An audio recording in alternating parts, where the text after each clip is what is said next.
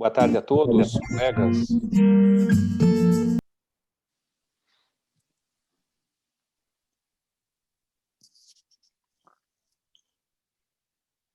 Boa tarde a todos, colegas, juízes, servidores da Justiça Federal do Paraná e de toda a 4ª região. Quero cumprimentar e agradecer a presença de todos neste evento, um evento que certamente nos engrandecerá muito, devido à grande quantidade de inscritos. Nós temos a certeza que houve um acerto inegável na escolha do palestrante, né? O professor Miguel Nicoleles tem capacidade e competência notórias, dispensa maiores apresentações. Certamente será uma grande felicidade ouvi-lo na tarde de hoje, nesse momento de tanta tristeza, tanta angústia, tanto sofrimento pelos quais estamos passando atualmente. Será uma grande oportunidade de termos esse encontro com muita felicidade. O professor Miguel, é claro, é um dos maiores cientistas brasileiros de todos os tempos, e eu gostaria inicialmente de fazer um especial agradecimento a ele pela generosidade de aceitar o nosso convite, pela generosidade de compartilhar conosco os seus inúmeros conhecimentos. Também quero aproveitar o início deste evento para fazer um agradecimento especial à nossa sessão de capacitação da Seção Judiciária do Paraná, e faço isso agradecendo às colegas juízas federais, Ana Carolina Morozowski e Giovana Maier, que têm feito um trabalho fantástico nos últimos tempos, têm proporcionado eventos espetaculares, realmente, para as nossas atividades de capacitação, têm coordenado muito bem a sessão, que, por sua vez, vem sendo muito bem conduzida também pelo seu coordenador, o Rafael, que está aqui colaborando conosco desde o início do ano. Eu agradeço a todos e desejo um ótimo evento. E passo a palavra ao Rafael para alguns esclarecimentos. Obrigado, doutor Rodrigo. Prazer estar aqui com a companhia do doutor Miguel. E essa palestra de hoje ela vai ter aproximadamente 50 minutos. E os participantes vão poder fazer perguntas pelo ícone QIA, que fica ali na barra inferior do Zoom. Então, é uma barra que está ali do lado do bate-papo. Então, no bate-papo, a gente não vai olhar as perguntas, né? O bate-papo é para vocês comentarem eventualmente alguma coisa, mas caso queiram fazer algumas perguntas para o Dr. Miguel, é no ícone QIA, ali na barra inferior, e essas perguntas vão ser mediadas pela doutora Giovana Maier, que está aqui conosco também. Então, já passo a palavra para a doutora Ana Carolina Morozowski para a apresentação do nosso convidado. Obrigada. Obrigada desde já, professor Miguel, por o senhor ter aceitado o nosso convite. Uma boa tarde a todos e a todas que estão aqui conosco. Hoje eu vou ser bastante informal na minha fala vai ser bem curta, mas hoje é um dia de muita alegria para o Poder Judiciário aqui do Paraná. O Poder Judiciário, que foi a casa do professor Miguel, do pai do professor Miguel Nicoleles, o juiz, então, doutor Ângelo Nicoleles. E nós, então, acolhemos hoje esse grande cientista e nos sentimos muito honrados por tê-lo aqui conosco hoje. E todos já sabem que o professor Miguel Nicoleles é um dos maiores cientistas na sua área, não só no Brasil como no mundo. Ele é professor catedrático de neurobiologia e de neuroengenharia na Duke University.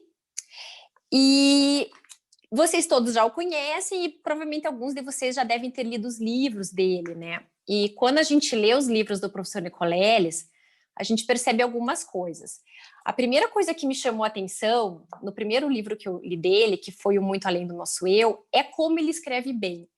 O professor Nicoleles tem uma escrita agradável, ele é didático, e na sua forma também, a escrita é muito rica. E ele certamente vai dizer que isso se deve ao trabalho da sua mãe, né, professor? A dona Giselda, que é uma escritora, e eu vou ter que dizer que foi sim, porque as mães merecem os créditos, né, professor? E outra coisa que a gente percebe também dos livros do professor é que ele valoriza muito as pessoas com quem ele trabalha, que o ajudam, e acho que essa é uma qualidade que eu reputo fundamental numa pessoa.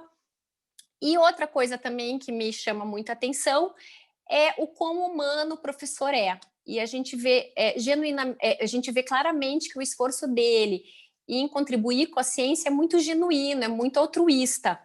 E por isso, então, o professor Nicolés é uma pessoa que eu admiro muito e que é um grande incentivador, né, meu para estudar um pouco mais essa área.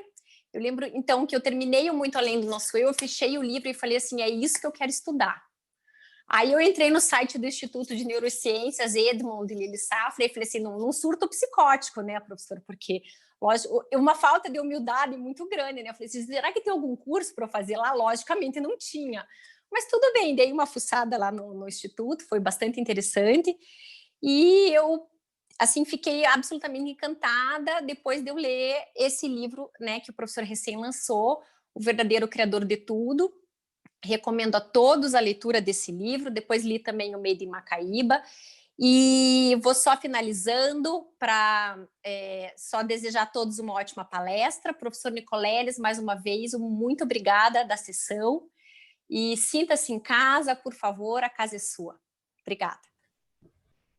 Muito obrigado, doutora Ana Carolina, doutor Rodrigo, doutora Giovana, Rafael e todos os seus colegas aí da Justiça Federal do Paraná.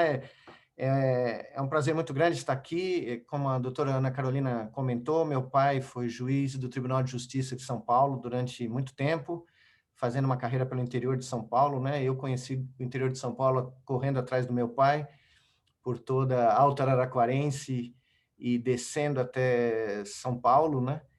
E eu acho que ele ficaria feliz em saber que eu consegui um dia dar uma palestra de neurociência para o Poder Judiciário que ele tanto amou, né?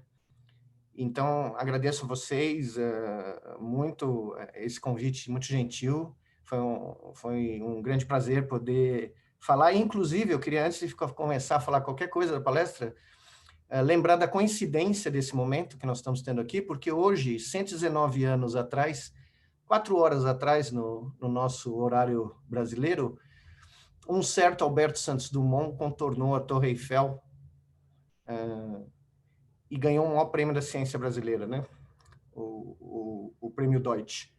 E eu acabei de publicar uma coluna no El País, hoje de manhã, dizendo que o verdadeiro dia da criança brasileira devia ser dia 19 de outubro, não dia 12 de outubro. Porque no dia 19 de outubro, talvez a criança mais criativa brasileira, que aos 16 anos disse, quando ele perdeu o pai, que era um dos maiores fazendeiros de café do mundo, não era do Brasil, não. O pai do Santos Dumont tinha as maiores fazendas de café do planeta. Quando ele caiu do cavalo, teve um acidente muito grave, veio a falecer, a mãe do Santos Dumont perguntou para ele o que ele ia fazer da vida agora que ele era um dos homens mais ricos do mundo. Ele falou, mãe, eu vou voar. E voou. O que é raro, né, na nossa epopeia nacional, alguém prometer e cumprir de uma maneira tão gigantesca, né, na frente de 1 milhão de parisienses, ele voou.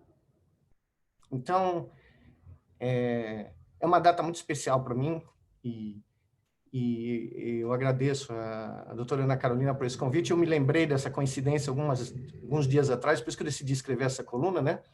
Porque eu quero contar para vocês hoje é por que a neurociência, e eu faço isso há 38 anos, por que a neurociência pertence ao domínio das ciências humanas, inclusive o direito, né? Como eu dizia para o meu pai durante as nossas conversas, por que a neurociência realmente pertence ao domínio de toda a cultura humana e de todas as atividades humanas, porque, na realidade, quando a gente para pensar só por alguns segundos, você não precisa ser neurocientista para refletir sobre isso, é graças a isto aqui, e a biologia particular que define o nosso cérebro, que nós conseguimos não só interpretar o que existe aqui fora, no universo, é o nosso único intérprete, né?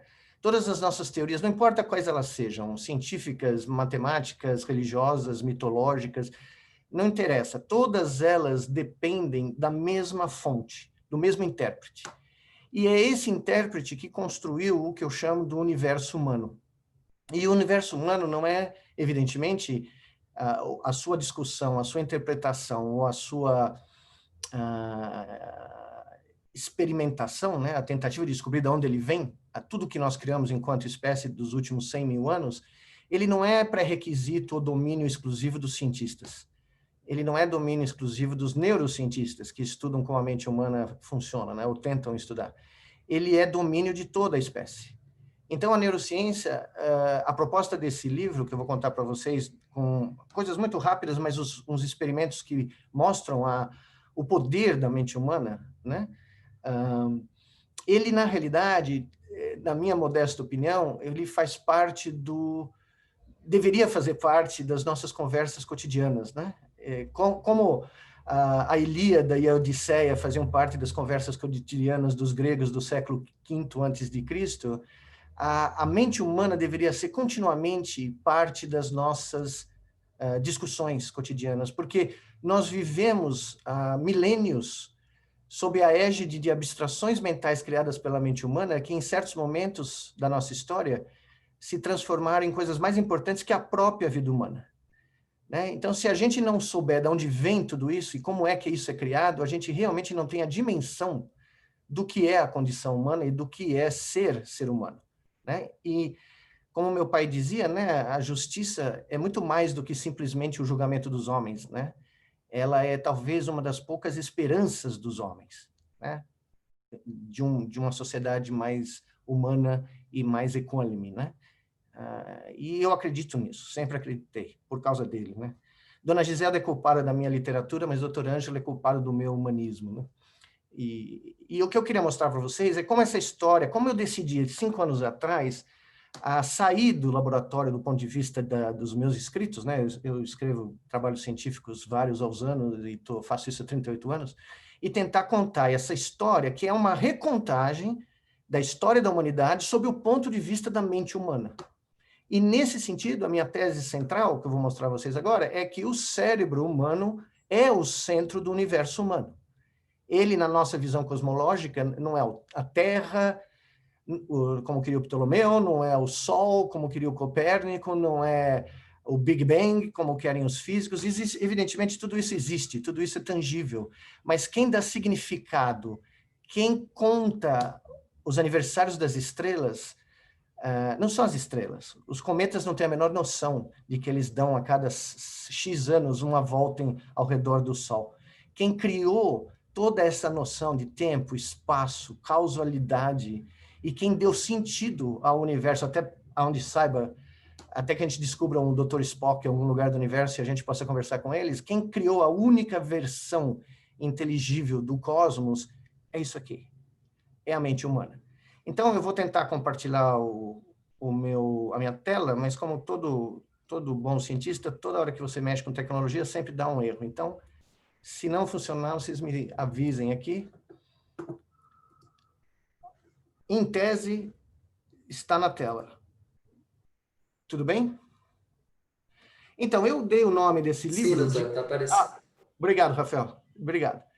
Eu dei o nome desse livro de O Verdadeiro Criador de Tudo, como o cérebro esculpiu o universo como nós o conhecemos, para realmente provocar um impacto de cara, né, na pessoa que olha numa livraria ou que tenta entender o que diabos o neurocientista está tentando dizer. E o que eu estou dizendo dizer, não levem a palavra criador literalmente, tá? O que eu estou só tentando dizer é que tudo que nos circunda, tudo aquilo que nós chamamos de realidade, de história, de visão cosmológica, de universo, foi ou criado ou, no mínimo, interpretado pela mente humana, seja em isolamento, seja de uma pessoa, seja em conjunto, um conjunto encadeado de cérebros ao longo da história que eu chamo de BrainNet, ou rede humana. E, na realidade, o primeiro, né, a doutora Ana Carolina leu, ela vai lembrar, eu começo o livro contando a história da evolução da mente humana e chamando o verdadeiro criador de tudo de um grande criador de abstrações mentais. Uma grande fábrica de abstrações mentais que definiu tudo aquilo que nós chamamos de condição humana ou civilização humana. Por exemplo, a nossa visão da criação. Aqui eu tenho para vocês 3 visões históricas, épicas, da criação de tudo, né? Uma, começando 15 mil anos atrás, os nossos parentes do Paleolítico Superior, no que é chamada na Capela Sistina da pré-história, a Caverna de Lascaux, onde os nossos antepassados cobriram e tiraram vantagem do relevo tridimensional de uma caverna subterrânea para construir um épico em pinturas rupestres do que era, então, a visão cosmológica da natureza e da criação. Nessa visão, por incrível que pareça, não existem homens nem mulheres, não existem corpos representados. Existem apenas animais vistos de grande proximidade, porque era assim que o homem do Paleolítico Superior vivia. Ele vivia em proximidade com a natureza, vivia em proximidade com os animais, porque deles ele dependia o sustento, as armas, né? Ele usava o couro para se vestir, usava os chifres dos animais para criar os seus utensílios, suas armas, e ele tinha uma relação com a natureza de dependência e mistério, como nunca ocorreu e nunca provavelmente ocorrerá novamente na nossa história. E para isso, o grande criador de tudo se libertou da sua tradição oral, que era dominante, provavelmente até 40, 50 mil anos atrás, e decidiu imprimir na rocha a sua visão abstrata do que a criação era, né? E, curiosamente, a única forma que nós sabemos que isso não são pinturas alienígenas que não vieram, né, de algum Spock de outro planeta, é que essas pinturas são assinadas. Elas são assinadas com as mãos dos pintores e, muito provavelmente, das audiências, das plateias que, algumas vezes ao ano, desafiavam os elementos e desciam para o subterrâneo para fazer seus rituais de fronte dessas pinturas. São mãos que eram pintadas ou com o artista pondo tinta na boca e soprando a tinta para criar um contorno da mão, ou ele realmente pegando um dedo, né, pondo tinta e fazendo o perímetro da mão. E o mais interessante é que são mãos de crianças, de adultos, de homens, de mulheres, sem rostos, sem faces, sem corpos, né? Como se o homem pré-histórico tivesse o seu ponto de vista da cosmologia, né, do universo, centrado literalmente naquilo, tudo que ele podia ver nas proximidades do seu entorno. Bom, vamos nos mover alguns milênios e chegar na Europa, na Itália do Renascimento, na criação da Capela Sistina, né, de Michelangelo, onde pela primeira vez a visão cosmológica, pela segunda, né, porque os gregos foram os primeiros a colocar o homem no centro do universo, né? Não é à toa que os meus antepassados são responsáveis pela criação da ciência, da filosofia, da democracia, da matemática e mais umas querelas todas que nós usamos até hoje, né? Inclusive, o Arthur Clarke, que era um grande escritor de ficção científica que eu li a minha infância inteira, dizia o seguinte: se os gregos tivessem sido deixados em paz pelos romanos, eles tinham chegado na Lua no século XII. Dada o crescimento exponencial tecnológico e científico que eles tinham, primeiro em Atenas e nas cidades-estados da Grécia, e depois em Alexandria, né?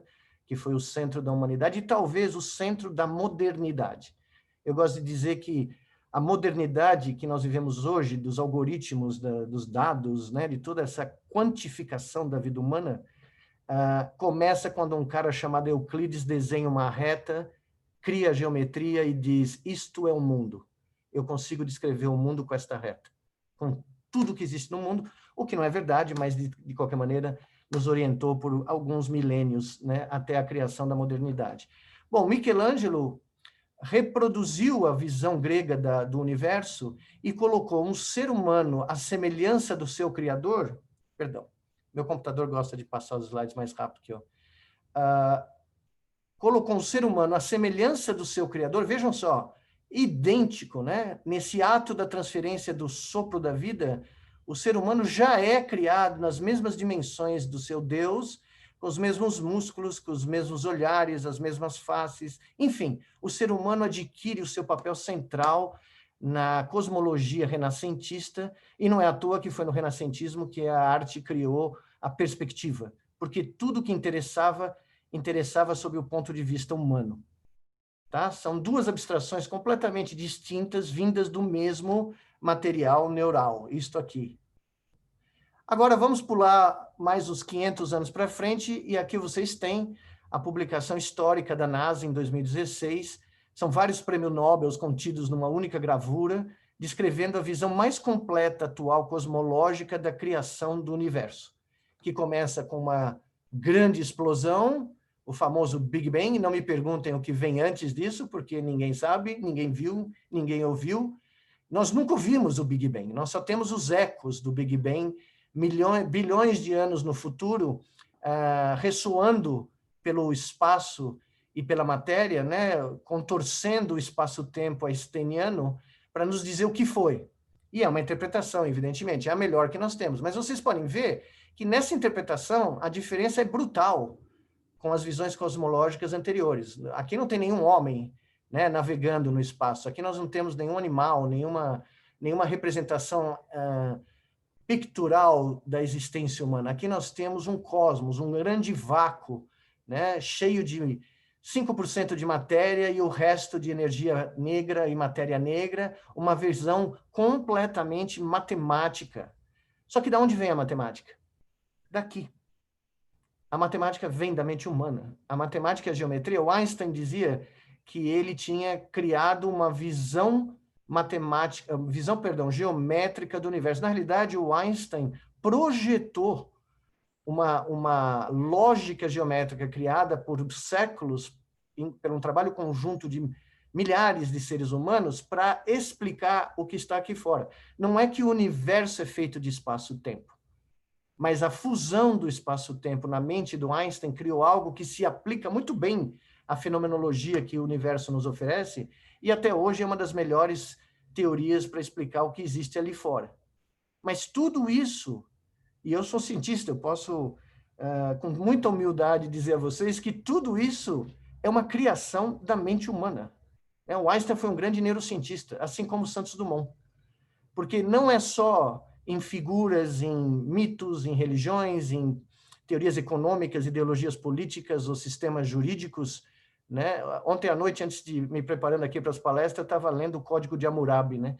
E estava tentando imaginar o que deveria ter sido aquilo, né? Um indivíduo aparecer com um código de leis do nada, né? E colocar na frente de uma sociedade e dizer, bom, isso aqui é a lei daqui para frente, né? E a gente hoje conversa muito sobre isso, né? Das criações, das famosas fake news, né? Que dominam hoje as redes sociais e a mesma grande mídia, né? E a gente não para pensar que as fake news começaram desde que o homem é homem, né? No dia que o faraó, em crise no Egito, 5.000 anos atrás, chegou para o sumo sacerdote em Tebes e falou, a coisa está feia, o que eu faço? O sacerdote falou, bom, se você garantir que eu fico aqui por durante 50 anos e os meus filhos e os filhos dos meus filhos serão os sumos sacerdotes do Egito, eu tenho uma ideia. E o faraó, está feito, qual é a ideia? Vamos fazer o seguinte, você se veste de ouro inteiro, da cabeça aos pés, e ao meio-dia você sai na sacada central do palácio de Mênfis, e o sol bate em você, e eu anuncio para todo o Egito que o Deus Sol não é mais o Sol, é você. Você é o Deus Sol. E o cara, topo. E foi lá, e o resto é história, tá? Porque funcionou. E funcionou muito bem. E o exemplo do sacerdote egípcio foi seguido ao longo da história por outros, né? Outros sacerdotes e outros grandes intérpretes da mente humana, sabedores de como é fácil iludir a mente humana com uma abstração, né? Então, as fake news vêm da tradição, estão no nosso DNA, né? Desde que nós saímos da África e andamos, né, pelas savanas e decidimos fazer o primeiro projeto de globalização humana a pé, né? Vamos dar crédito aos nossos queridos antepassados que conquistaram o mundo a pé, né? As fake news estão conosco. Por quê? Porque elas são como essas imagens que eu estou criando aqui. Mas deixa eu dar um exemplo mais concreto de uma abstração mental que evoluiu ao longo da história humana, para vocês terem uma ideia. A propósito, eu esqueci de dizer, a noção do nosso ser individual, do nosso corpo individual, também é uma abstração criada pelo cérebro humano. Por isso que quando alguns de nós sofrem acidentes graves e perdem uma mão, um braço, e tem a chamada dor fantasma, a sensação do membro fantasma, que é a sensação de ter uma parte do corpo que não existe mais, e que ocorre em mais de 80% dos amputados, e que permanece com eles durante décadas, essa sensação do membro fantasma, que é descrita desde os tempos imemoriais, ela ocorre porque o cérebro continua gerando uma imagem corporal que tem aquela perna que não existe mais, tá? Ele leva anos para descomprimir aquele modelo corporal e incorporar o fato de que um pedaço de nós desapareceu. E é por isso que nós temos doenças relacionadas às pessoas acharem que se olham no espelho e acham que são muito mais gordas do que são, doenças do apetite, doenças como a dor fantasma, distúrbios como distúrbios somatosensórios, né, que geram ilusões corpóreas, porque a mente humana é que cria a definição do nosso senso de eu, do nosso senso de onde o nosso corpo termina. Pois bem, deixa eu dar um exemplo muito mais concreto. Ao longo de muitos milênios da nossa história. As múltiplas faces do dinheiro criadas pela mente humana. Eu não preciso dizer a vocês que a religião mais bem-sucedida e o culto mais bem-sucedido do mundo no momento é o culto dos mercados, que cultua o Deus dinheiro. Né? Isso é absolutamente conhecido. Todavia, alguns de vocês talvez se surpreendam com as formas que foram usadas, os meios, os objetos que foram usados ao longo da nossa história para transferir valor e conseguir negociar troca de bens entre civilizações. Os assírios, uma civilização extremamente violenta, militarista, usava cevada. Os astecas usavam grãos de cacau para pequenas compras. Se as compras eram muito grandes, os astecas usavam roupas de algodão. Os vikings usavam seres humanos como moeda. Os noruegueses, peixe. E assim vamos até a época da Idade do Bronze, 3.000 anos atrás, quando metais começaram a ser auferidos como meios de troca. Até que o rei da Lídia, que é contado e declarado, né, por Heródoto, como sendo o cara que foi conversar com o oráculo de Delfos, e perguntou a ele, bom, o rei da Pérsia quer invadir, o imperador da Pérsia quer entrar em guerra, o que deve acontecer dessa guerra? E o oráculo respondeu, desta guerra um grande rei emergirá e um outro sucumbirá. O rei da Lídia pensou que ele que ia ganhar a guerra e foi para o pau com os persas e tomou uma maior surra, desapareceu, foi feito escravo, a Lídia foi destruída, mas a maior criação da Lídia ainda está conosco até hoje, que é o dinheiro na forma de moedas de elétron, que era uma mistura de prata e ouro. E com essa criação da Lídia, a abstração dinheiro explodiu no mundo inteiro e começou a ser transformada cada vez mais ao longo da história em coisas mais abstratas e menos tangíveis.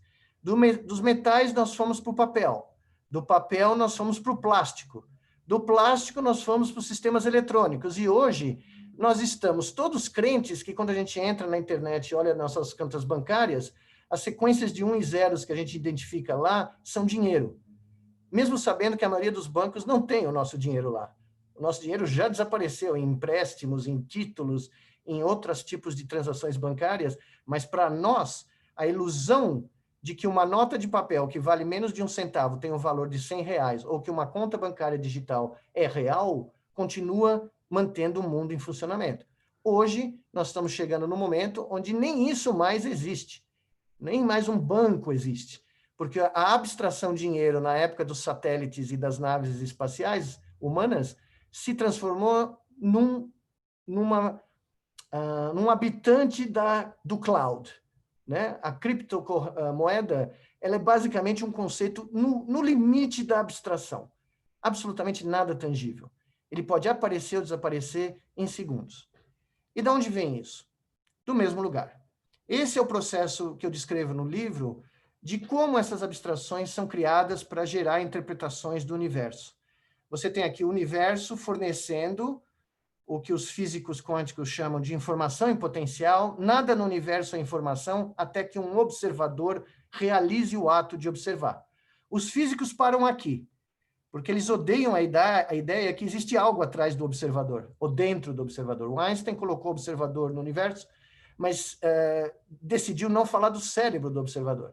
E aí que nós, neurocientistas, entramos e começamos a mostrar que, sim, a informação em potencial é adquirida pelo sistema sensorial humano, a informação ali nasce, ela é gerada pelo sistema de transdução das imagens, do tato, do gosto, do olfato, em potenciais elétricos que o cérebro usa para se comunicar. Aí é esse troço aqui, o cérebro humano, que gera significado. Ele confere interpretação, porque A função precípua do cérebro é criar um modelo da realidade que vai ser testado continuamente ao longo da nossa vida com as novas informações em potencial que o universo nos fornece. E essa informação em potencial agora é transformada em tudo aquilo que caracteriza o universo humano. As abstrações mentais e as crenças, em inglês soa muito melhor, porque belief é uma palavra em inglês muito mais precisa para definir o que eu estou tentando dizer para vocês. Crença tem uma conotação religiosa no Brasil. Isso aqui não é uma crença religiosa, tá? É o acreditar piamente em algo, qualquer que seja, um time de futebol, num Deus, num sistema econômico, tá? Não é limitado a uma visão religiosa. Mas, pois bem, o que eu estou dizendo a vocês é que o conceito de espaço e tempo, causalidade, ciência, filosofia, arte, matemática, religião, mitologia, tudo isso é produto disto aqui, tentando interpretar isto aqui. Tá? E para isso o cérebro cria uma informação completamente diferente. Uma informação que não é digital, não é binária, é uma informação contínua, analógica, que eu dei o nome de informação godeliana, em homenagem ao grande lógico, o maior matemático do século XX, chamado Kurt Gödel, o melhor amigo do Einstein, né? Um austríaco genial, que demonstrou categoricamente que a mente humana não é computável. O que isso quer dizer? Para alívio de todos vocês, eu espero, não teremos juízes digitais, como não teremos médicos digitais no futuro, tá? Porque a mente humana não é reduzível a uma sequência algorítmica. Nós não podemos reproduzir os nossos julgamentos, as nossas opiniões, as nossas sensações, emoções, a nossa intuição, a nossa criatividade num programa computacional. O Silicon Valley quer dizer para vocês que sim, mas a verdade é que matematicamente isso é impossível, porque a mente humana é analógica. Ela computa com a matéria orgânica. As suas sinapses se movimentam, literalmente, eu não estou fazendo uma metáfora aqui, tá? Eu tenho filmes ao longo da minha carreira de sinapses entre os neurônios dançando umas com as outras, para fazer uma transmissão sináptica, tá? E quando você aprende algo, a configuração física do seu cérebro muda. A cada encontro que você tem com o ser humano, a cada texto que você lê, a cada filme que você vê, o seu cérebro está sendo literalmente esculpido por essa informação sendo transferida do mundo aqui fora para o mundo aqui dentro. Então, na realidade, o nosso querido cérebro é um criador de universos, tá? Nós temos o universo jurídico, nós temos o universo futebolístico, o universo científico, todos eles se comportam de uma forma muito parecida, porque eles vêm do mesmo lugar. Tá? Eles sincronizam mentes humanas dentro de um arcabouço lógico, um arcabouço que oferece regras de comportamento, regras éticas, regras morais, né? Mesmo numa torcida de futebol. Se você for estudar torcida de futebol, tem vários sociólogos mostrando que as regras de funcionamento desses agregados sociais humanos são todos os mesmos. Tá? Você vai encontrar eles numa igreja, num fórum, num laboratório de ciência e num campo de futebol. Tá? Mentes sincronizadas, eu vou já falar isso para vocês rapidamente, que tiram vantagem dos grandes atributos da matéria orgânica cerebral, que nos permite ter algo incrível chamado memória. Tá? Pensa no sol. Memória. Imagine uma vida sem memória. Tá? Formas de comunicação, de transmissão de informação, linguagem oral, escrita, a criação de ferramentas que ampliam a nossa interação com o universo, formas de expressar emoções, intuições, visões de mundo que não são descritas facilmente pela linguagem oral escrita, como arquitetura, pintura, e coisas como teorias científicas, modelos, mitos, deuses, visões cosmológicas que criam o chamado universo humano, que é a melhor reconstrução possível do universo que existe lá fora. Até a gente encontrar o Dr. Spock, vindo de Vulcan, para nos descrever a sua cosmologia vulcaniana, se é que nós vamos conseguir entender o que ele vai dizer, né? A melhor descrição disponível do universo que nós conhecemos é a criada pela nossa mente. É a única que nós temos à disposição. E, curiosamente, isso ditou a história da humanidade. Tá? Porque, a partir desse verdadeiro criador de tudo, das nossas memórias, da informação godeliana, dos nossos sistemas sensoriais, motores, límbicos, nós começamos a criar todas as linguagens que nos permitem descrever o universo nos nossos termos, nos termos humanos. Crenças, tempo, espaço, são criações da mente, tá? O espaço não existe como a gente pensa. Como Leibniz já dizia, no século XVII, o espaço é uma criação da mente humana para fazer sentido dos objetos que existem aqui fora. Tá? Não existe uma partícula elementar da física para descrever nem o espaço, nem o tempo. Eu sempre gosto de dizer isso para meus alunos, as estrelas não comemoram seus aniversários. Nós comemoramos, tá? Num sistema criado na Babilônia, a propósito, diga-se de passagem, que só foi instituído no século XIV. Então, antes do século XIV, não existia o que nós chamamos dessa divisão de tempo, não existiam relógios, não existiam minutos, segundos, né, usando o código babilônico criado há muito tempo atrás, 800 anos antes de Cristo. São daí que surgem nossos deuses, a nossa mitologia, a arte, ciência, enfim. E cada vez que você sobe nessa pirâmide, as abstrações ficam ainda mais longe da realidade, ou mais longe de coisas tangíveis, né?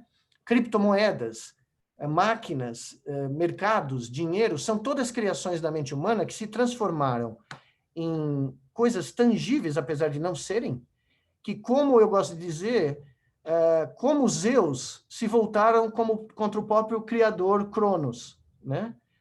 Zeus, como vocês sabem, a mãe foi muito esperta, em vez de dar Zeus para Cronos engolir quando ele nasceu, deu um pedaço de pedra embrulhado num cobertor. Cronos engoliu, porque ele engolia todos os seus filhos, porque havia uma profecia que um dos filhos de Cronos iria matá-lo.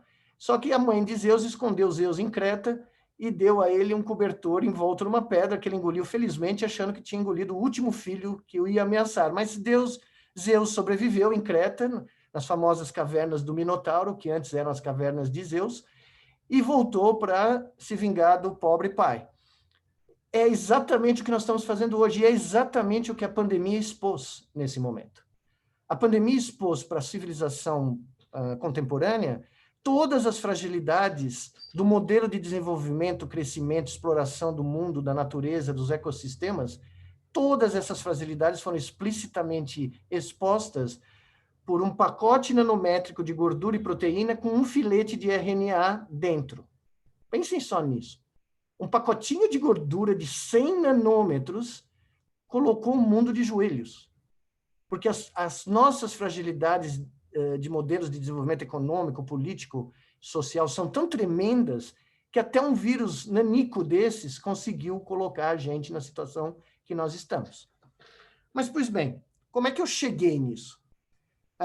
Se vocês não se importarem, eu vou terminar agora contando um pouco das linhas de pesquisa, da principal linha de pesquisa dos últimos 20 anos da minha carreira, que me fizeram refletir sobre tudo isso, e, curiosamente, isso se deu quando eu criei uma coisa que hoje é conhecida no mundo como interface cérebro-máquina, que permite, através de registros da atividade elétrica do cérebro, extrair sinais elétricos que contêm comandos motores que o cérebro gera para mover o nosso corpo. E o que eu descobri em 1999 é que era possível ler esses sinais em tempo real, transformá-los em linguagem digital, extrair os comandos motores que o cérebro criou e remetê-los para um sistema artificial, mecânico, eletrônico ou virtual, que poderia ser diretamente controlado pela mente, de tal sorte que um sujeito, animal ou humano, poderia imaginar um movimento e fazer com que esse objeto, que nem precisava estar perto do sujeito. Nós fizemos experimentos com o sujeito nos Estados Unidos e o braço robótico aqui no Brasil. Ou um robô humanoide no Japão e um macaco andando numa esteira no meu laboratório nos Estados Unidos. Ou seja, a pergunta era, será que era possível libertar o cérebro dos seus limites físicos do corpo e permitir que ele agisse no mundo só emitindo os seus sinais elétricos que, através de sistemas eletrônicos de amplificação, matemáticos de remoção de ruído e de isolamento dos comandos motores que o cérebro produz em forma de eletricidade, realizar movimentos artificiais em objetos robóticos. E, evidentemente, vocês devem imaginar que um brasileiro falando isso em 98 nos Estados Unidos e mandando um projeto para o maior instituto de pesquisa americano, os caras olharam para mim e falaram que eu tinha perdido todos os marbles do meu criador de tudo. Ocorre que, como brasileiros da Bela Vista tendem a ser de uma teimosia ímpar, nós fomos lá e mostramos que era factível. Essa é só para vocês terem uma ideia, 14 anos depois desse comentário pouco auspicioso do revisor do projeto do NIH, quando eu recebi o prêmio pioneiro científico do NIH, o National Institute of Health, nós tínhamos publicado esse trabalho, foi capa da Nature Methods, onde nós mostramos pela primeira vez essa ideia. Nós já tínhamos mostrado anos antes, mas essa foi a primeira interface cérebro-máquina sem fio, wireless, que permitia que qualquer sujeito transmitisse os seus sinais elétricos cerebrais à distância para controlar objetos. Esse foi o primeiro experimento real em macacos. A gente fez em ratos primeiro em 99, que foi quando a gente inaugurou essa área, mas alguns anos depois, a gente em 2000 fez num macaco vindo da América do Sul, que os americanos não reconhecem, acham que não é primata, mas é primata, o macaco da noite. Mas aí nós fizemos do macaco que todo mundo reconhece, que é o chamado macaco rezo, que vem da Ásia. E aqui é um macaquinho que aprende a jogar com um joystick, um joguinho, onde ele tem que colocar esse cursor aqui dentro de um alvo para receber uma gota de suco de laranja como recompensa. E qualquer macaco vai fazer qualquer coisa por você se você der suco de laranja a tarde inteira para ele.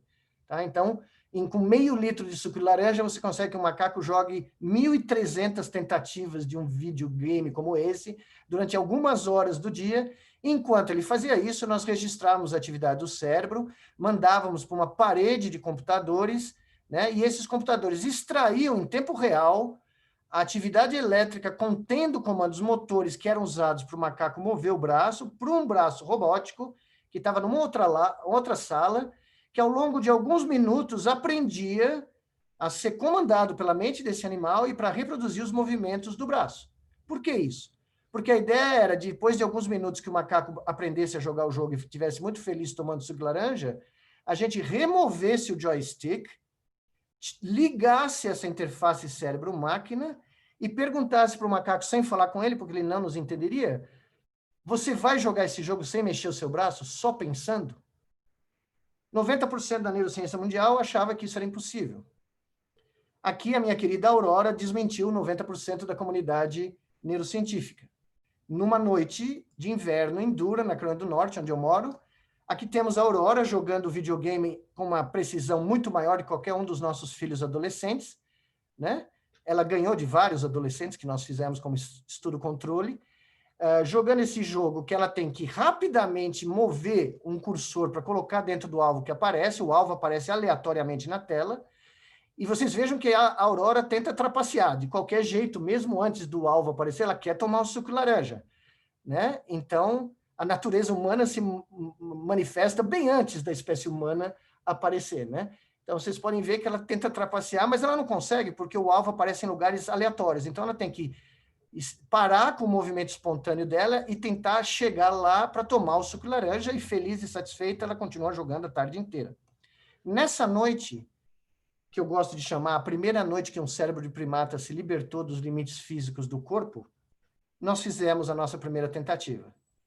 Aqui o joystick foi embora, a Aurora não tem como jogar o jogo mais mexendo o braço, a atividade elétrica do cérebro dela está indo para os computadores, que está extraindo os comandos motores e remetendo para um braço robótico, tá?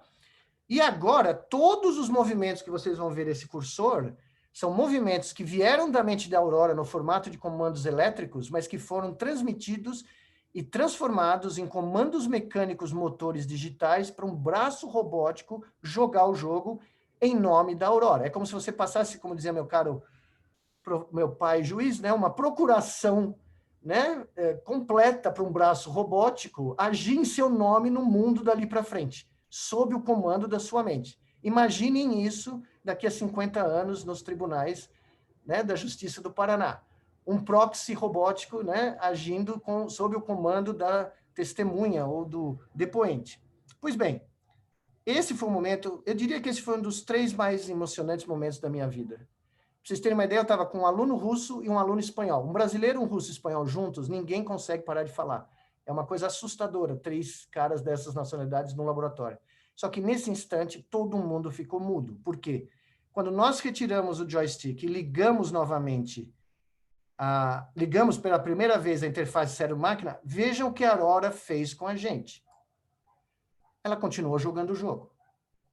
Todos os movimentos que vocês veem do cursor são movimentos gerados artificialmente a partir da atividade elétrica do cérebro da Aurora. E a Aurora continua tomando o suco de laranja sem mover um músculo do corpo.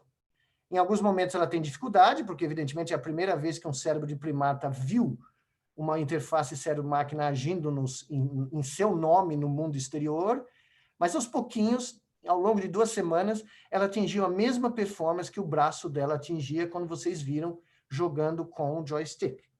E aí o resto é história, né? Porque a partir daí, nos últimos 20 anos, nós criamos interfaces cérebro-máquinas que liberaram o cérebro completamente do corpo humano no que tange a sua interação com o mundo exterior.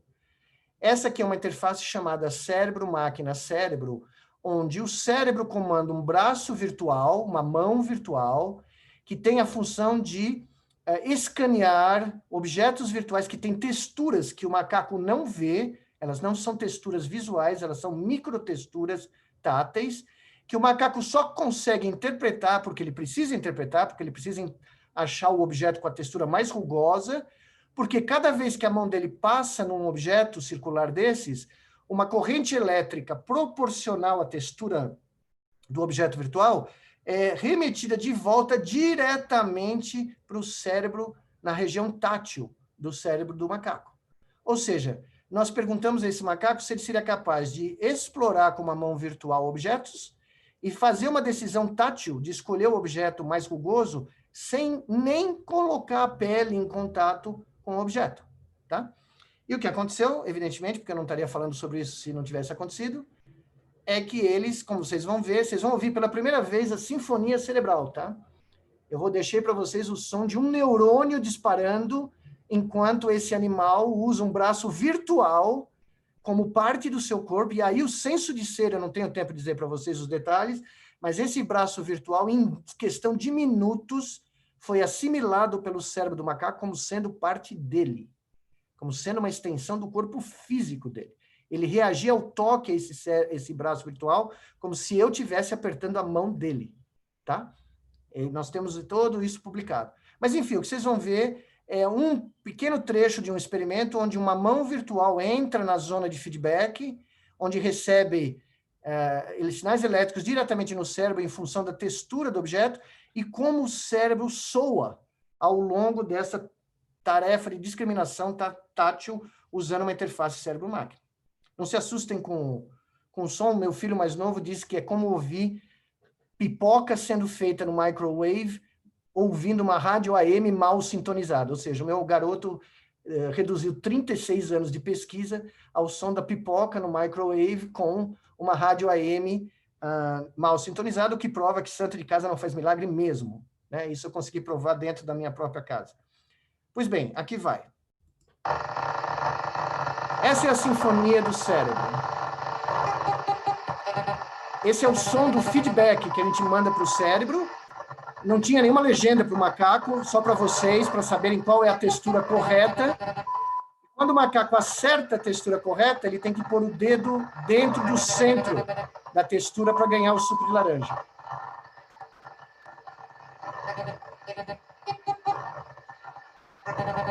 Dá para ouvir bem o som? Se eu registrasse o cérebro de qualquer um de vocês realizando a mesma tarefa tátil com a sua mão, eu ouviria a mesma coisa. É o mesmo som. Aliás, eu sei onde votou no cérebro de um macaco só ouvindo o som dos neurônios quando a gente registra. Eu não preciso saber onde ele está fisicamente com ressonância nuclear magnética. Só sabendo o som, ouvindo o som, eu já tenho, depois de 40 anos, a sensação de saber onde estamos.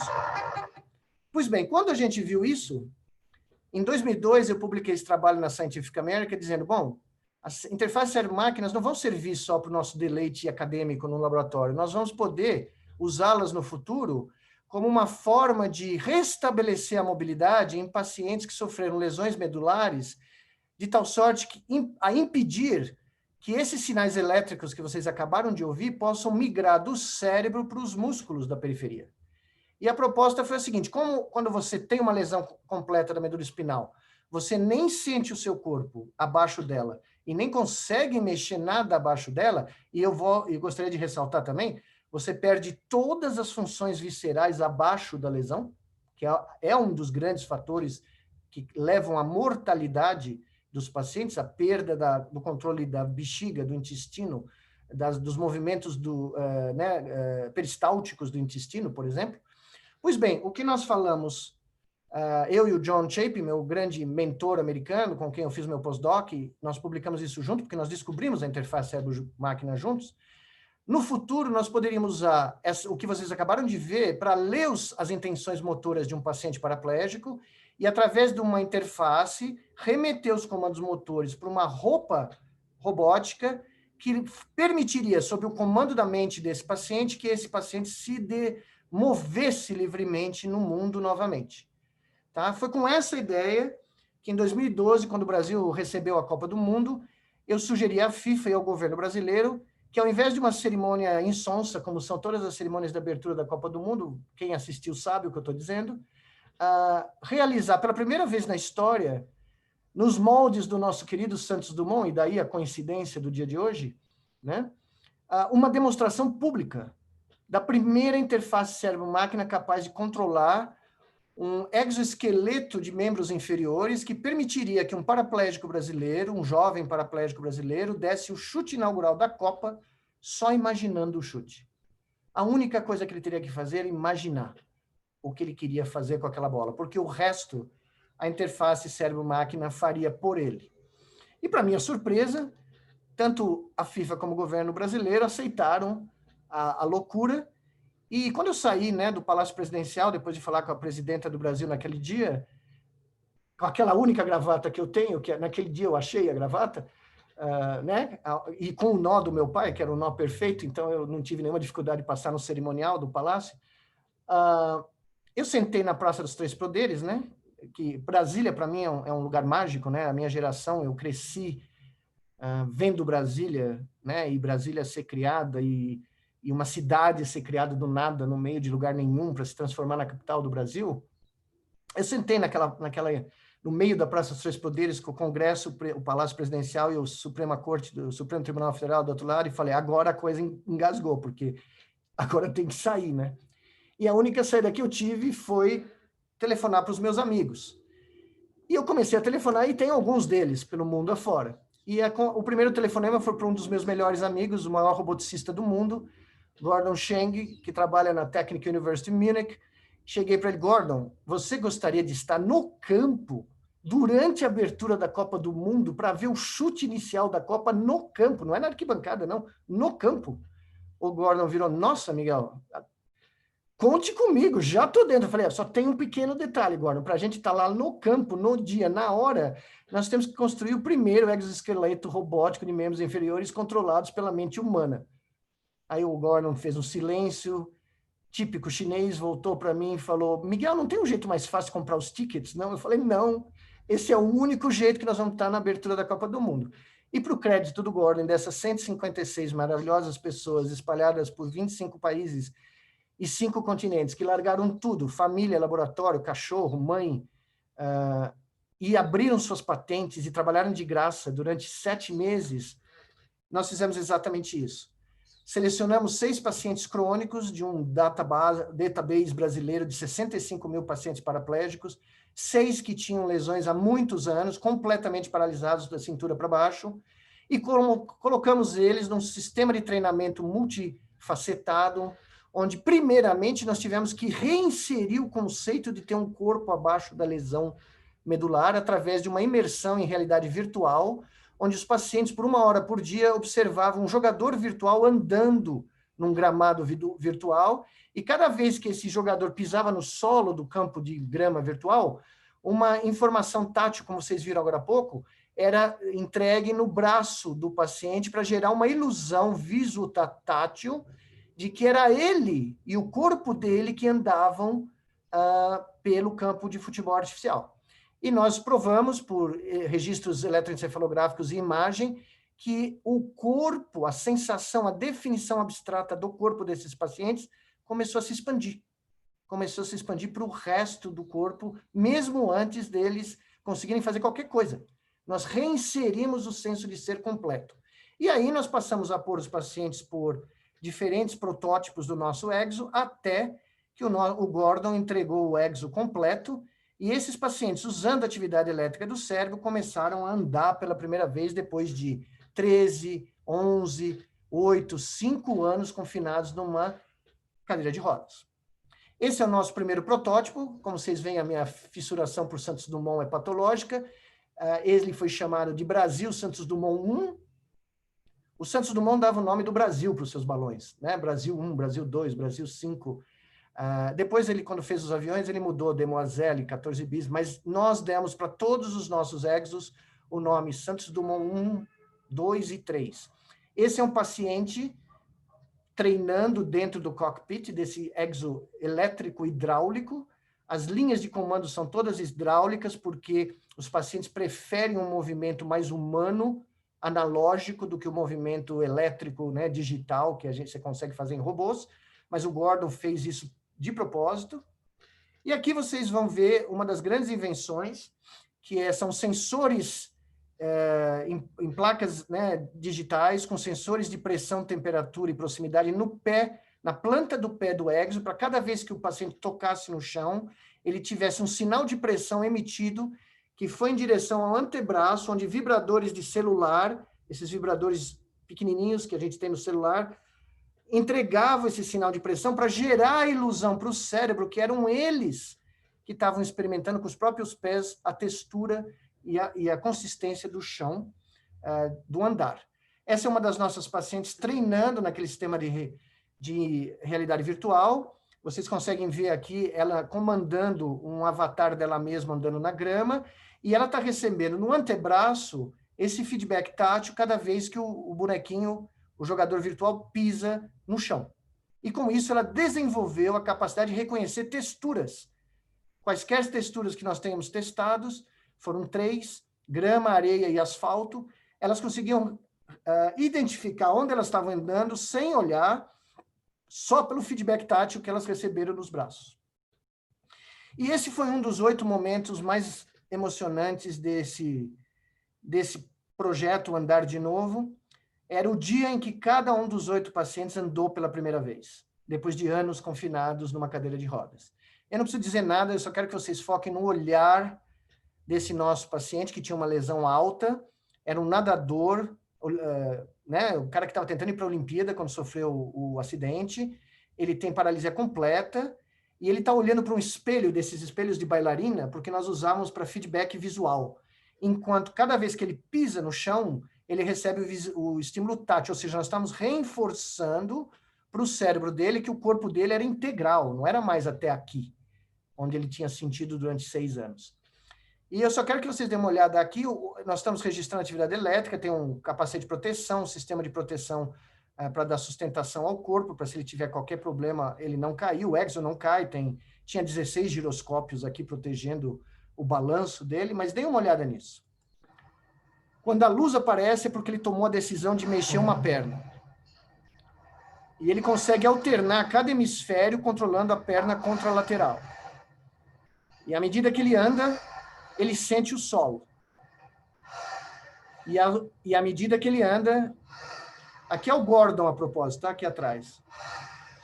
À medida que ele anda, o cérebro dele incorpora o exo como parte do corpo dele. É como se você estivesse nascendo de novo e ganhando um novo corpo, controlado pela sua mente.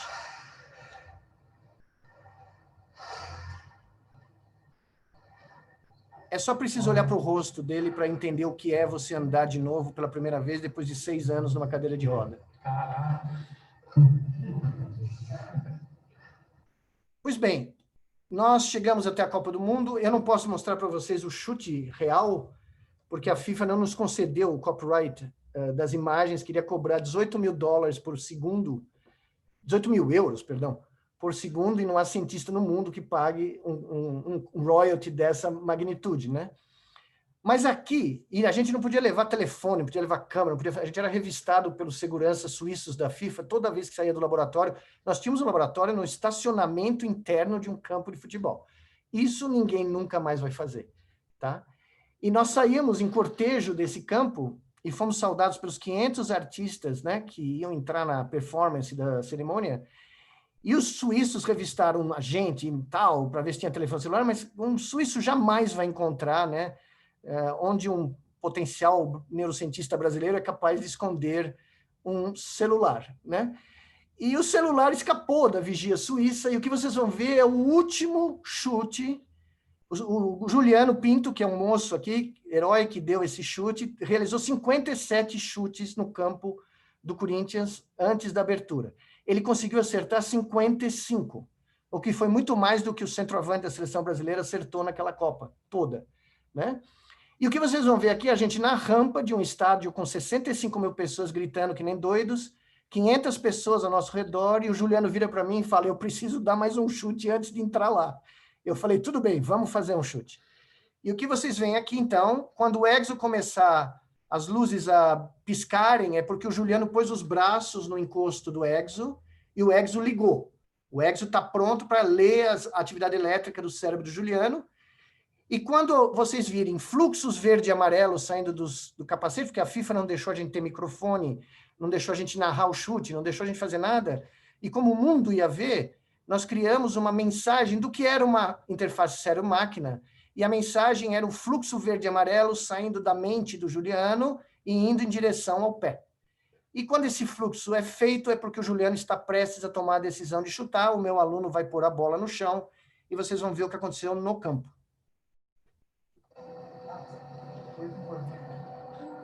O Exo está ligado, o Juliano começou a imaginar o que ele quer fazer, e agora a decisão foi tomada na mente dele, e a bola foi chutada.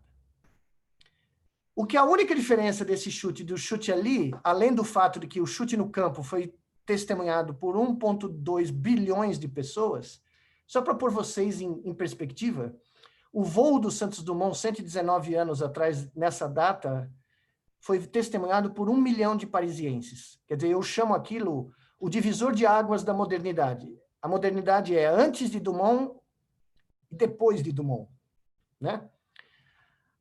O pouso na Lua foi observado por 400 milhões de pessoas ao vivo na televisão americana, para o mundo todo. O nosso chute humilde na lateral de um campo de futebol na cidade de São Paulo foi observado por 1,2 bilhões de pessoas. E a diferença desse chute que vocês viram aquele é que no chute na hora da Copa, da abertura, nós ligamos o sensor do bico aqui do pé do Juliano sem ele saber. E quando ele chutou a bola e começou a comemorar que nem louco, todo mundo, a imprensa do mundo inteiro descreveu, o brasileiro grita gol com interface cerebral, nada. O Juliano não estava gritando gol, eu estava atrás dele, corri, foi o primeiro a chegar a abraçá-lo. Ele não estava gritando, fiz o gol, deu certo, nada disso. O que ele estava gritando, que nem uma criança, era, eu senti a bola. O cérebro do Juliano interpretou aquele contato com um sensor de pressão que entregou o sinal no braço dele, como provavelmente uma das memórias que ele tinha da infância, de chutar a bola na rua da casa dele, como todos nós fizemos na nossa infância. Então, não foi o gol, foi o sentir que fez o Juliano gritar como uma criança. Pois bem, a gente pensou que o fim da história era esse, o mundo inteiro pensou que era, mas 3 meses depois, fazendo o exame neurológico, eu já estou terminando, o Juliano, como eu falei para vocês, era um paciente T4, e era um T4, é um nível alto torácico de lesão medular, por 9 anos. Só que quando nós fomos examinar ele no nosso laboratório depois da Copa do Mundo, o exame veio como o Juliano sendo T11. Ele tinha adquirido 7 segmentos de sensibilidade tátil, de mobilidade e de sensação visceral. Em 10 meses, de treinamento, ele evoluiu de T4 a T11. Quando nós fizemos de todos os pacientes, a média era de um ganho de 5 segmentos abaixo da lesão. Quando nós acompanhamos os pacientes durante 28 meses, o ganho médio foi de 11 segmentos. O Juliano, que só sentia na altura dos mamilos, aqui do tórax, começou a sentir a ponta do dedão do pé, treinando conosco por quase 3 anos. E o que isso significa do ponto de vista visual, para cada um de nós que tem uma visão estereotipada do que é a paraplegia? Dei uma olhada numa das nossas pacientes, 13 meses depois do treinamento ter começado, depois de 14 anos paralisada a nível T11, quando nós suspendemos para fazer um exame de rotina onde nada acontece, e ela fez esse exame durante 14 anos e nada acontece. O que aconteceu nessa tarde em São Paulo, quando eu pedi para ela tentar andar? Eu sei, Sheila, não vai dar, mas tenta andar. E foi isso que ela fez comigo. Do nada. Eu chamo ela da bailarina.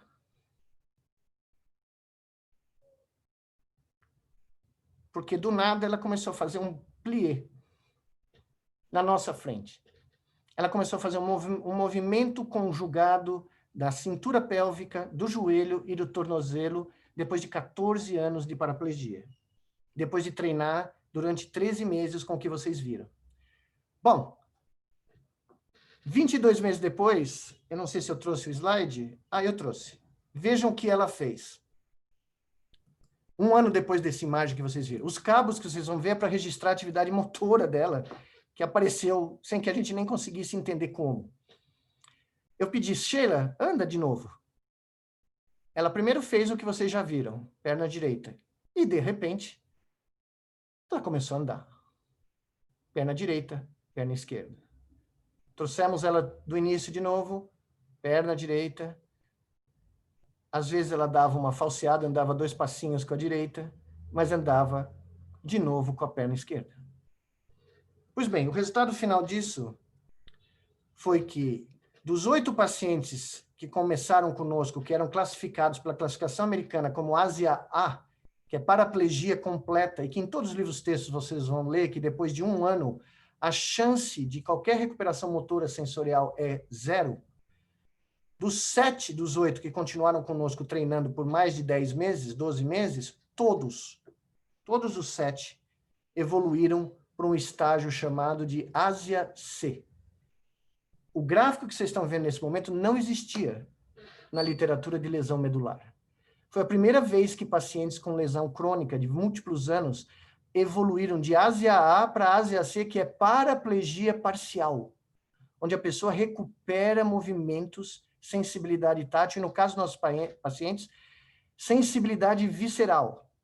Uma das meninas, não a Sheila, outra do grupo dos pacientes, recuperou tanta sensibilidade visceral que ela voltou a sentir os seus períodos e decidiu ficar grávida de novo, depois de mais de 1 década e meia. E ela teve uma gravidez normal, sentiu todas as contrações, todos os chutes do bebê, não pôde fazer o parto normal por causa de uma osteoporose que não teve como a gente alterar, mas ela teve um menino depois de 15 anos, né, do acidente de ônibus que ela teve, porque ela teve a sensação novamente de sentir todo o trabalho de parto. O que aconteceu? Basicamente, por um treinamento virtual, nós conseguimos reinserir no cérebro e utilizar o que o cérebro tinha ainda de conexão da medula espinal, que era muito pouco, da ordem de 1 a 3%, provavelmente, nesses pacientes, para que essas conexões transmitissem, tanto do cérebro para o corpo, como do corpo para o cérebro, o que era possível transmitir por canais alternativos da medula espinal. Isso chama-se plasticidade. E é o fenômeno mais essencial da mente humana, do verdadeiro criador de tudo. Porque é como se o cérebro fosse uma orquestra que a cada nota produzida altera a composição e a estrutura física dos instrumentos da orquestra. E é isso que nós somos. Criadores de universo, intérpretes do cosmos e, essencialmente, agentes da descrição de tudo que existe ao nosso redor. Então, eu acho, como diria, eu não gosto de usar a sentença em português, mas a sentença em inglês dos tribunais americanos é muito mais divertida, que é "The defense rests its case". O true creator of everything, o verdadeiro criador de tudo, está entre as nossas orelhas. E tudo o que ele fez nesses 100 mil anos de história se resume a, basicamente, criar o universo humano que nós habitamos. Muito obrigado. Obrigada, professor Miguel. Acho que foi uma honra para todos nós estarmos aqui ouvindo o senhor. Acho que engrandeceu não apenas a nossa segunda-feira, como a nossa semana, o decorrer do nosso ano. É realmente um privilégio ouvi-lo.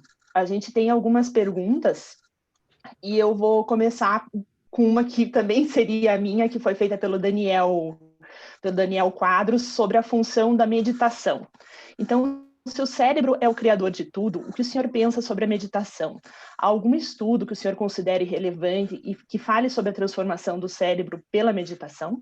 Ah, sim. Existe uma literatura extremamente farta. Existem neurocientistas especializados. Eu não trabalho com meditação, eu já fiz meditação e acho uma coisa muito interessante. Tive experiências muito interessantes, né? Nas minhas viagens pelo mundo, encontrei... Um dia eu posso contar essas histórias, mas eu encontrei monges tibetanos, monges indianos, monges chineses, e conversei com eles. E, né, eu não sou da área, mas existem trabalhos enormes, extremamente competentes, de gente que eu conheço, colegas meus muito bons. E sim, a meditação também é uma arte que vem de milhares de anos. Né? Ela é algo, né, não é uma criação recente, ela é uma criação das grandes civilizações da antiguidade e que tem benefícios profundos, né? na ritmia, no comportamento rítmico do cérebro. Tá? Eu não estudei o tema em aprofundo, eu reconheço, mas eu recomendo que as pessoas leiam. Existem livros excelentes de neurocientistas sobre a meditação. E outra coisa que é muito importante, a palavra. Né? A neurociência tem uma resistência muito grande a discutir o efeito da palavra, né? da conversa, porque todo mundo acha, dos últimos 40 anos da neurociência, que a farmacologia é a forma de interagir com o cérebro, né? E nos últimos 30 anos das minhas pesquisas, eu tenho cada vez mais visto o quão é importante o efeito plástico do diálogo, né? Por isso que o aprendizado é tão importante, por isso que a educação é tão fundamental em qualquer civilização. Por isso que os gregos, talvez eu traga uma novidade histórica aqui para vocês, não sei quantos de vocês sabem, mas o alfabeto grego não é grego. O alfa, beta, gama e delta, que todos nós falamos, ele é aramaico. E as palavras não têm o mesmo significado em aramaico, mas os aramaicos ensinavam as suas crianças a memorizar alfa, beta, gama. Era o ABC do Levante, do Oriente Médio, né? Das civilizações originais do Oriente Médio. E os gregos viram não só as palavras, mas um método de aprendizado. E ao invés de transferir as palavras com significado em aramaico, eles transferiram as palavras com as iniciais e criaram o alfa, beta, gama, delta, que nós todos conhecemos. Tá? Mas eles não aplicaram o alfabeto por o alfabeto, eles aplicaram um método de ensino, porque eles descobriram que essa memorização era uma ferramenta importantíssima de comunicação com as crianças, de elevação do intelecto das crianças. Por isso que os gregos foram os primeiros a terem nas crianças a obrigação de decorar a Ilíada e a Odisseia, todos os versos de cor. Tá? As crianças gregas do século V a.C. sabiam a Odisseia de cor. Tá? E quando começaram a transferir isso para papiros egípcios, o Sócrates reclamou com Platão que isso ia gerar o decaimento da mente grega, né? Curiosamente, né? Então, por isso que a meditação, entre outras coisas, são áreas em que a neurociência penetrou dramaticamente e encontrou benefícios. Tá? Então, acho que isso é muito importante de se ressaltar. Certo. E agora, passados alguns anos da final da Copa, como que está esse projeto do Walk Again? Se ele existe ainda, se existe algum aporte do governo brasileiro nesse projeto, e também nesse contexto que a gente verifica um certo desprestígio da ciência, seja por parte de alguns nossos governantes, por parte da nossa população. A gente tem um movimento aí que está saindo agora de antivacina, de terraplanismo. O senhor acha que a gente está vivendo um período de retrocesso do pensamento humano? E se o senhor, pessoalmente, já foi vítima da perseguição por parte de algum desses grupos negacionistas? Então, são duas perguntas. A primeira, de como que está o projeto hoje, e a segunda, de como que o senhor vê a ciência. Infelizmente, no Brasil, o projeto teve que terminar em 2018, no final de 2018, porque a FINEP mudou de direção, né, que era a financiadora do projeto no Brasil, apesar de que em 2016 nós tenhamos publicado, todos os resultados que vocês viram estão publicados, tá? E foi a publicação mais vista da história da ciência brasileira. Foram 96 milhões de visualizações do nosso trabalho, 26 milhões de visualizações só do nosso vídeo que saiu no site da Nature, né, que é uma das maiores revistas do mundo. Infelizmente, em 2018, com as mudanças que ocorreram no Brasil, a FINEP deixou de ter essa área como prioritária e nós não tivemos como continuar as pesquisas. Nós ainda estamos publicando resultados, né? A quantidade de dados é tão grande que nós ainda estamos publicando. E agora nós estamos estabelecendo parcerias no mundo inteiro. Outros centros laboratoriais de recuperação medular estão adaptando a nossa tecnologia, a nossa técnica. Virou um Made in Brasil. Eu tenho o Made in Macaíba, que é o meu livro, mas esse aqui é um Made in Brasil, que está se espalhando pelo mundo. A senhora tem toda a razão, o negacionismo é uma das grandes armas letais da modernidade. Eu falo isso nas minhas palestras sobre a pandemia. O negacionismo, ele tem matado pessoas no mundo todo, não só pela negação da ciência, mas pela negação do método científico e, mais grave, pela negação da empatia e da condição humana, como pré-requisitos da conduta humana numa pandemia como essa, né? Ele começou muito dramaticamente nos anos 90, nos Estados Unidos. Eu vi esse processo ocorrer, quando eu já estava lá, e, de repente, para minha surpresa, ele migrou ao Brasil. Ele migrou de uma maneira muito nefasta, muito rápida, e ele se espalhou com uma velocidade surpreendente aqui no Brasil. Eu nunca fui vítima de nenhuma, né, manifestação, ataque, nada disso, mas eu não preciso ser, né? A ciência está sendo. E a gente viu nas condutas que foram tomadas no Brasil pelo governo federal na pandemia. Eu sou coordenador de um comitê científico de combate à pandemia da região Nordeste, e eu analisei em detalhe todas as falhas e os erros crassos do combate da pandemia que foram realizados aqui no Brasil, né? E uma boa parte deles, se a senhora for analisar friamente, sem nenhum fígado, sem nenhum emocional nisso, e sem nenhum viés ideológico, a grande fonte desses erros clássicos é o negacionismo científico. É o negacionismo do método científico, do fato que você não pode receitar remédios que não foram comprovados em estudos duplo cego, clínicos de alta complexidade, uma droga, um remédio para tratar uma virose, né? Nenhuma dos medicamentos recomendados pelo governo federal são factíveis, né? Eles são cópias das receitas americanas que foram, né, infelizmente, instituídas lá como uma outra abstração mental pelo presidente americano e vieram para o Brasil como uma importação, né? E pior do que isso, nós nunca tivemos uma coordenação nacional da pandemia. Inclusive, eu acho que eu contei para a doutora Ana Carolina dos estudos que eu fiz da dengue, né? Foi uma surpresa enorme do nosso comitê, de um grupo que eu lidero, de 4 pesquisadores, quando nós descobrimos, inclusive no oeste do Paraná, porque eu estava muito encafifado, porque a curva de coronavírus do Paraná demorou tanto para crescer. Paraná, Mato Grosso do Sul, Mato Grosso, Goiás, Minas Gerais e interior da Bahia. Por que essas curvas estavam tão retardadas? Se o fluxo de rodoviário, que foi o grande transmissor da pandemia, de São Paulo, que foi a maior super spreader do Brasil, o fluxo de São Paulo para Curitiba é enorme, é um dos maiores do Brasil. Como é possível que a pandemia atrasou, principalmente na região oeste do Paraná? E aí, eu, por acidente, descobri que a região oeste do Paraná tinha tido o maior surto de dengue da história no biênio 19 e 20. E quando nós fomos fazer as correlações cruzadas, nós descobrimos, primeiro para o Brasil, e eu posso dizer para vocês em primeira mão, agora para 84 países do mundo que eu analisei, e terminei de analisar esse fim de semana, uma correlação inversa, negativa, entre coronavírus e dengue. Onde tem dengue, não tem coronavírus, ou tem muito menos. Para ter uma ideia, nas cidades do oeste do Paraná e de Mato Grosso do Sul, onde tem muito dengue, tem uma cidadezinha do Brasil com 36 mil casos por 100 mil habitantes. É a coisa mais absurda que eu vi na minha carreira, tá? De incidência de dengue. Pois bem, a redução média do que era se esperado de casos de coronavírus é 30%. E o atraso das curvas parece ser explicado pelas cidades que tiveram mais dengue, ou seja, demorou mais para a curva crescer nos estados e nos municípios brasileiros que tiveram muito dengue. Então, nós levantamos uma hipótese de uma relação imunológica cruzada, que está sendo testada no mundo todo nesse momento, inclusive no Brasil, mas esse é um exemplo do método científico que está sendo negado no Brasil. Tá? Esse tipo de abordagem, onde você vai seguindo passo a passo, lógico, não importa quão absurda a correlação. Quem poderia imaginar que o vírus da dengue tivesse qualquer correlação com o vírus do coronavírus, que são famílias totalmente diferentes. Pois bem, pesquisadores israelenses descobriram 2 proteínas comuns nesses 2 vírus, tá? E já publicaram que em 95 amostras de soro lá em Israel, de pessoas que tiveram dengue em setembro do ano passado, 22 dessas amostras deram falso positivo para coronavírus, sugerindo exatamente a hipótese que nós estamos publicando, tá? Claro que é uma amostra mínima, 95 amostras é nada, mas nós queremos fazer 10.000.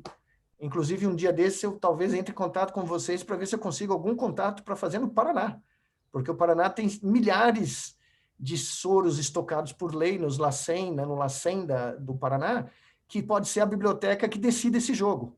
Porque se a gente mostrar que existe uma fração significativa desses anticorpos que neutralizam o vírus do coronavírus, existe uma vacina da dengue, pronta. Aliás, existem 2 prontas, uma francesa e uma japonesa. Então, se essa ideia vingar, se a prova imunológica for real e coincidir com a prova epidemiológica, que eu já não tenho mais nenhuma dúvida, nós temos uma vacina pronta, que pode dar uma imunidade parcial, mas emergencial, antes de qualquer vacina do coronavírus. E veja, eu sou neurocientista, de vírus eu entendo tanto quanto eu entendo de bocha, mas o último vírus que eu vi foi 40 anos atrás, na Faculdade de Medicina. De qualquer maneira, o método científico se aplica em qualquer disciplina. É só uma questão de lógica, né? E isso que foi deixado de lado na pandemia. Se nós tivéssemos fechado as estradas de São Paulo, que espalhou nas primeiras 3 semanas da pandemia, 85% dos casos do Brasil vieram da cidade de São Paulo. Se nós tivéssemos feito um lockdown nacional, e as estradas brasileiras que corresponderam a 30% dos casos brasileiros foram das rodovias federais. Se a gente tivesse usado a lógica e a ciência, a tragédia brasileira seria muito menor. Eu tenho convicção disso nesse momento. Mas o negacionismo contribuiu para nós não usarmos a lógica e a racionalidade. E isso é uma tragédia em si só, né? Que eu espero que a sociedade brasileira se atente, né? E acorde para esse fenômeno. Certo. Agora, para finalizar, porque o nosso horário já vai estar terminando, a doutora Ana Carolina quer fazer uma pergunta para o senhor. Agradecer mais uma vez, professor, por essa aula tão maravilhosa que o senhor nos deu. Acho que todo mundo entendeu por que eu quis estudar isso, né, agora, depois dessa palestra tão emocionante, porque a gente se emociona mesmo lendo seus livros. E tem 2 coisas que eu queria perguntar, e ambas têm a ver com a tal da assinatura neural, né, que é isso que o senhor falou do nosso cérebro ter uma visão do nosso corpo, né. No Muito Além do Nosso Eu, o senhor fala que existem alguns estudos indicando que as pessoas que fazem a cirurgia de mudança de sexo, né, que nasceram com o corpo feminino, o corpo masculino e querem se adaptar ao corpo feminino, acabam não sentindo a dor do membro fantasma do pênis, né? Isso foi um estudo nos anos 90, isso, exato. E isso indica que talvez o cérebro, então, não esteja adequado para aquele biotipo físico, é isso? A hipótese que foi levantada, eu não segui essa literatura, mas eu me lembro muito bem desse estudo, a hipótese que foi levantada é que era essa prova cabal de que o cérebro daquele indivíduo era um cérebro feminino. Tanto é que a própria imagem corpórea já incorporava, vamos dizer assim, o fenótipo feminino, tá? Isso foi um estudo nos anos 90, eu não sei essa literatura, qual foi a continuidade, porque isso foi um colega meu, e eu me lembro de estar na palestra dele e depois ler o trabalho dele, mas eu não dei seguimento nos meus estudos dessa literatura. Mas isso eu usei como um exemplo de como o nosso conceito do corpo, que a gente, né, no Brasil, eu falei outro dia que o hedonismo, ele é mais importante na sociedade brasileira do que o próprio instinto da sobrevivência, né? Quando o sol saiu, as pessoas foram para a praia no meio de uma pandemia fora de controle, né? Não dá nem para entender a lógica disso, mas esse culto ao corpo é uma coisa tão abstrata, porque o cérebro rapidamente, com pequenas sutilezas, muda essa configuração corpórea, ou assume uma configuração corpórea diferente, né? De tal sorte que a gente achar que existe algo cristalino, fisicamente cristalino, que diz, este é o meu corpo, é uma bobagem. Porque a nossa definição do senso de ser, o sense of self, né? Em inglês soa melhor, ele é remodelado continuamente ao longo da nossa vida. E nesse caso em particular, ele ocorre em detrimento do próprio desenvolvimento do fenótipo. Tá? A imagem mental não faz um match com o fenótipo físico, o que é impressionante. Né? E outra coisa que me chamou a atenção também foi quando o senhor falou que quando a gente perde um ente querido, o senhor diz assim, basicamente eu proponho que essa dor tão terrível e dilacerante emerge porque, do ponto de vista de nosso sempre meticuloso escultor cerebral, essa perda representa, na verdade, uma renúncia irrevogável de uma parte integral de nosso eu. O senhor pode falar um pouquinho sobre isso, professor? Essa é uma definição que eu publiquei, inclusive, né? Eu pus nesse primeiro livro e que foi suportada por outros estudos que vieram a posteriori, de que por causa desse processo de sincronia, que eu chamei de BrainNet, o fato dos nossos cérebros sincronizarem, por isso que nós somos animais sociais tão bons, por isso que nós criamos grupos sociais tão homogêneos e tão coesos, e por isso que nós criamos universos paralelos tão coesos, do ponto de vista de criar religiões, criar movimentos científicos, criar movimentos artísticos, né? Porque, na realidade, nessa teoria levada ao limite, e a senhora viu no livro, é que as pessoas que convivem conosco cotidianamente, os nossos entes queridos, nossos amigos, as pessoas que fazem parte do nosso cotidiano, são absorvidas pelo cérebro de cada um de nós como uma extensão do nosso eu. Elas passam a ser uma extensão do nosso senso de ser, tá? Então, isso não é só provavelmente na espécie humana. É muito provável que a partir dos mamíferos essa sensação existe, a ponto de alguns experimentos feitos em roedores, e eu fiz esse experimento no meu laboratório quando eu era muito jovem, quando eu estava na Filadélfia com o meu mentor. Se você pegar uma rata fêmea que acabou de dar à luz, tá?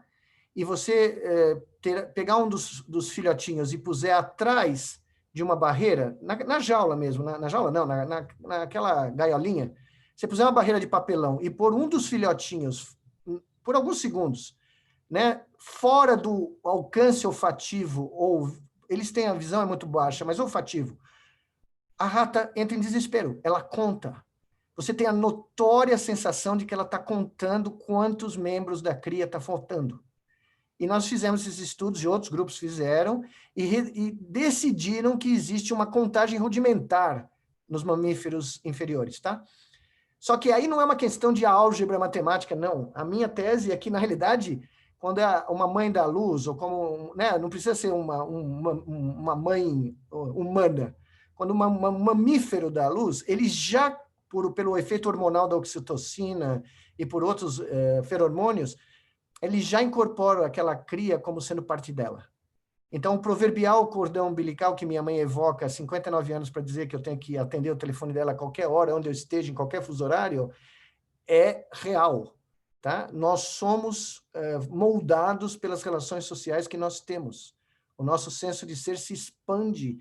E por isso que a perda, né, de um ente querido, desde os neandertais, e provavelmente antes, é celebrada como uma tragédia individual, né? Porque é uma perda de um pedaço de nós, né? E eu acho que todos nós que já tivemos essa experiência, infelizmente, sentem profundamente isso, né?